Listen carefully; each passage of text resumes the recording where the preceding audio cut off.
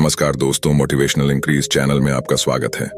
तो चलिए कहानी को शुरू करते हैं। इस कहानी को अंत तक सुने क्योंकि यह कहानी आपकी जिंदगी बदलने वाली है।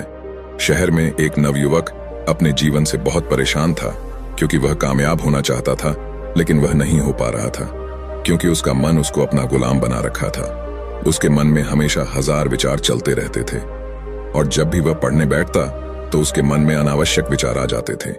जब वह पढ़ने बैठता तो उसके मन में बाजार की बातें, गाने, फिल्में और अन्य विचार आते थे। बाजार की बातें, गाने, फिल्में, वह सारी चीजें जो उसे देख रखी थीं, वह सब उसका दिमाग में आती। मन बार बार घूमने को कहता कि यार, पढ़ाई छोड़, किताब को बंद कर और चल, कहीं और चलते हैं। जैसे ही वह किताब खोल के थोड़ी देर पढ़ता, उसके मन में अचानक ये सारे फालतू के ख्याल आने लगते, जैसे उसका मन उसे प्रणय से रोक रहा हो। मन कह रहा है कि चल बाहर घूम के आते हैं, चल बाहर कुछ मस्ती कराते हैं, और यही चीज उन्हें आगे बढ़ने नहीं दे रही थी। ये विचार उसे पढ़ने से रोकते और उसके ध्यान को भटका, जिससे वह कभी भी ध्यान से पढ़ने में सक्षम नहीं हो पाता था। इस वजह से उसका ध्यान विचलित हो जाता था।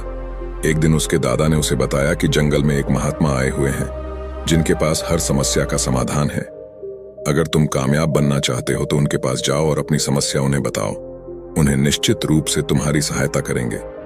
अब तुम्हें देर नहीं करनी चाहिए, तुम चुपचाप वहां चलो क्योंकि इसमें तुम्हारी भलाई है। वह नवयुवक महात्मा के पास गया और देखा कि महात्मा नदी के किनारे ध्यान में लगे हुए हैं। उसने महात्मा के पास बैठकर कहा, महात्मा, मैं बहुत दूर से आया हूं, अब आप भी मेरी जिंदगी बचा सकते हो। लेकिन महात्मा अपनी आंखें नहीं खोली। धीरे धीरे 1 घंटा बीत गया, लेकिन महात्मा की आंखें नहीं खुली।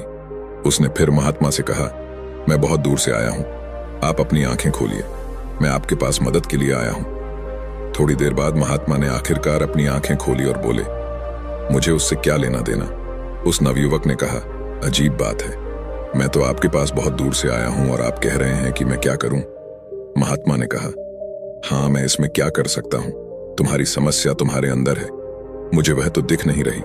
अगर सच में तुम्हारे पास परेशानियां हैं तो एक काम करो।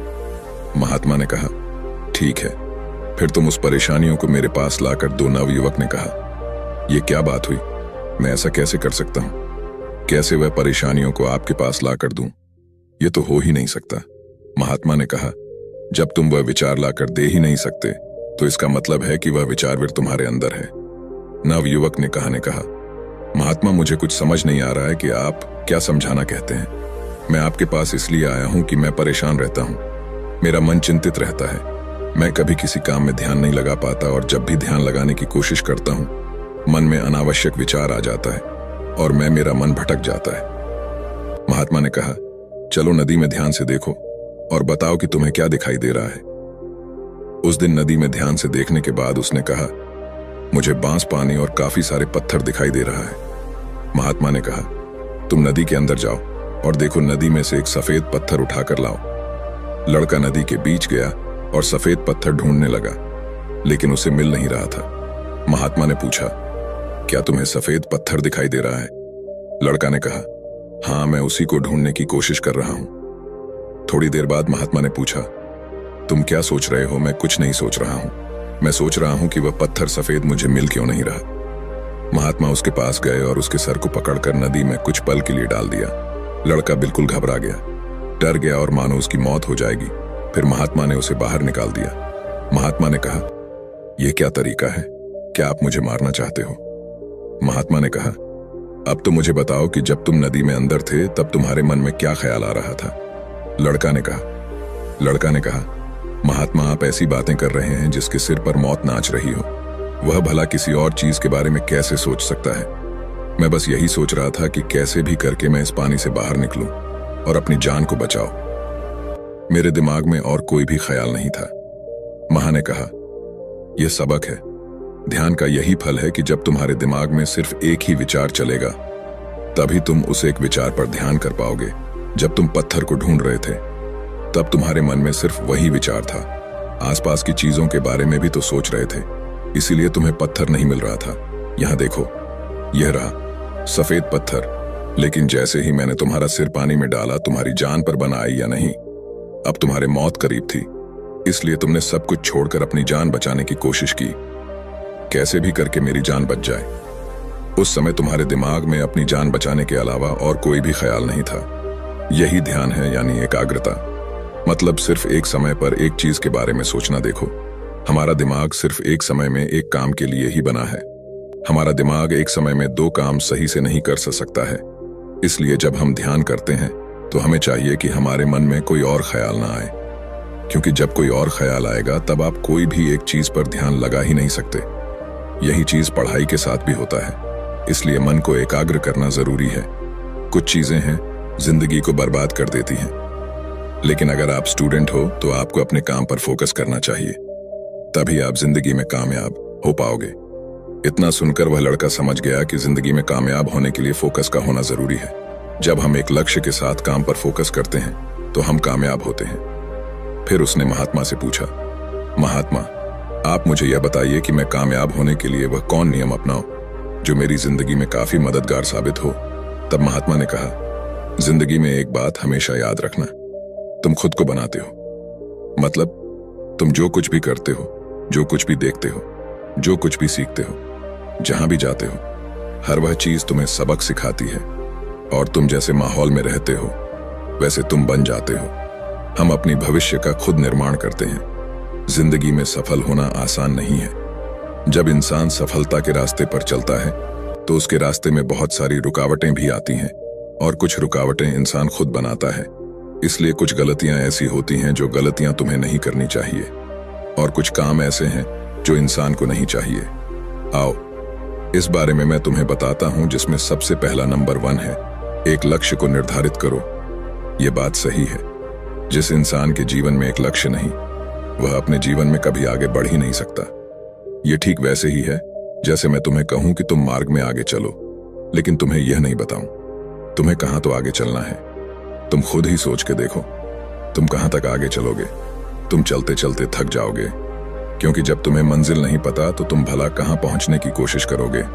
और तुम अपने दिमाग को क्या बताओगे कि तुम कहां जा रहे हो और तुम्हारी मंजिल क्या है। इसीलिए मंजिल यानी एक लक्ष्य का होना जरूरी है। जब तुम्हारे पास लक्ष्य होता है तो तुम आगे बढ़ने के लिए प्रेरित होते हो और तुम थकते भी नहीं हो, और तुम हर दिन धीरे धीरे आगे बढ़ते रहते हो। इसीलिए एक लक्ष्य जरूरी है जिसमें तुम दिन रात काम कर सको।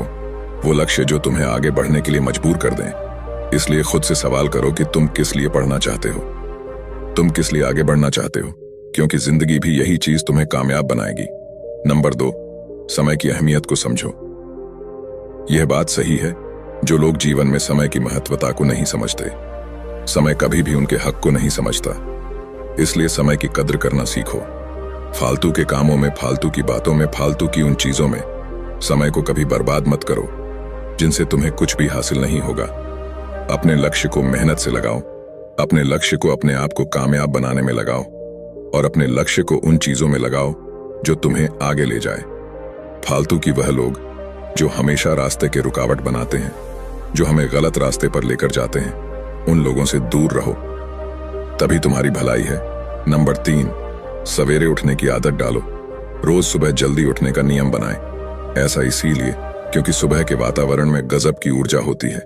साथ ही उस समय दिमाग पूरी तरह से फ्रेश होता है, जिस कारण उस समय की गई पढ़ाई हमेशा याद रहती है। इतना ही नहीं, इस समय पढ़ते समय कठिन से कठिन सवालों को भी आसानी से हल किया जा सकता है। सुबह जल्दी उठने के लिए रात को समय पर सोना भी जरूरी है।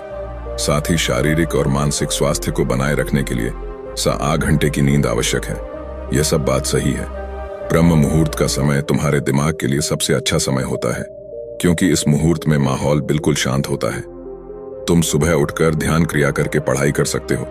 तुम देखोगे कि तुम जो भी पढ़ोगे वह तुम्हें याद रहेगा, और वह जीवन भर तुम उसे कभी नहीं भूलोगे। इसीलिए ब्रह्म मुहूर्त वरदान है।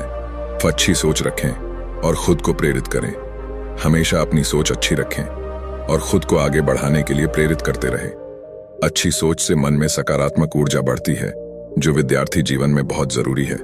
वहीं दूसरी ओर अगर कोई काम करने में कठिनाई महसूस हो रही है तो ऐसे में बिल्कुल भी निराश नहीं होना चाहिए। ऐसे वक्त में जरूरत होती है खुद को प्रेरित करने की। खुद को प्रेरित करें कि कोई भी काम असंभव नहीं है और उस कार्य को करने का प्रयास करें, क्योंकि हर स्थिति में सकारात्मक सोच रखना भी मुमकिन नहीं है। इसलिए ऐसी स्थिति जब दिमाग केंद्रित ना हो और मन में नकारात्मक विचार आने लगे तो अपने माता पिता और अभिभावक से सलाह जरूर ले लेनी चाहिए।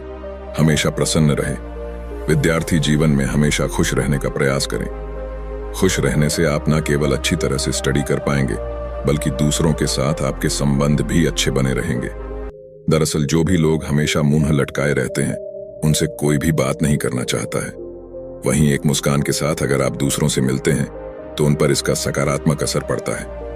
बाकी कहानी आपको कैसी लगी आप हमें जरूर बताइए और इसी तरह की वीडियो को देखने के लिए हमारे मोटिवेशनल इंक्रीज चैनल को सब्सक्राइब कर लीजिए। तब तक हम आपसे मिलते हैं ऐसे ही एक और वीडियो के साथ। धन्यवाद।